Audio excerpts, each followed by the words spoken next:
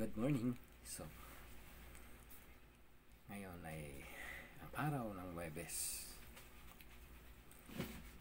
So, kaya nga po, ang panukala ng Diyos ay dapat matupad ayon po sa kanyang mga salita. Ang kanyang mga pangako at ang katuparan nito ay dapat matupad ayon sa kanyang mga salita at pangako. At dapat ang kanyang mga salitang ito ay maituro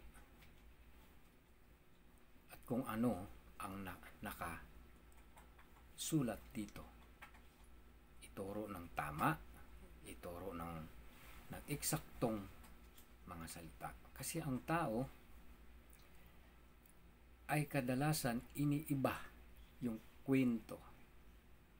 Kung titingnan po natin ang mga tao sa physical po na buhay, ay kapag nagkwento ay binabago yung kwento, binabago yung istorya. Ano po? Iniiba. Kaya po ang kasulatang ito, ang kanyang mga salitang ito ay mahigpit na sinasabi na kung ano lamang ang nakasulat, kung ano lamang ang sinasabi ng kasulatang ito, ay dapat yun ang ating maunawaan. Ano po? So kaya nga po sinasabi po dito sa Pahayag chapter 22 verse 18 ng ganito. Ako si Juan na nagbibigay ng babala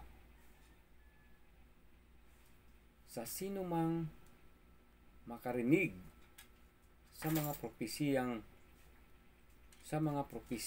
Ulitin ko po yung talata. Ako, Revelation chapter 22 verse 18. Ako si Juan na nagbibigay ng babala sa sinumang makarinig sa mga propesiya na nasa aklat na ito, sa sinuman magdagdag sa nilalaman ng aklat na ito, ay idaragdag ng Diyos sa kanya ang mga salot na nakasulat dito. Verse 19, ang sinumang mag-alis ng anumang sa mga salita na aklat na propesiyang ito ay aalisin ng Diyos ng karapatan makibahagi sa bunga ng punong kahoy na nagbibigay buhay sa banal na lungsod. So, malinaw po ang sinasabi na binibigyan tayo ng babala na kung sino man magdagdag at magbawas ng aklat na ito ay hindi makakapasok sa kaharian ng Diyos, sapagkat sabi dito ay aalisan ng karapatan na makibahagi sa bungang kahoy na ito. So, sino po yung tinutukoy dito? Yung ang Panginoong Jesus. Yung bungang kahoy na tinutukoy dito ay ang Panginoong Jesus. Hindi siya makakapasok or paparusahan siya ayon sa sinabi ayon sa mga nakatala dito.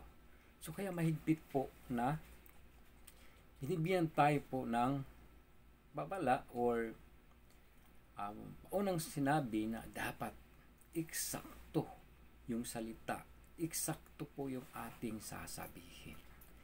So kaya biological po dapat ang ating pag-aaral ng mga salita ng Diyos. Sinabi ng biological, kung ano po yung nakasulat, yun po yung ating uunawain, no? Para hindi tayo lumabag ayon po sa kanyang mga pangako, ayon sa mga katuparan ito, at hindi mabago kung ano ang nais ng Diyos na mangyari. So good morning sa ating lahat. Nawa po makapagpala ang mga salitang ito.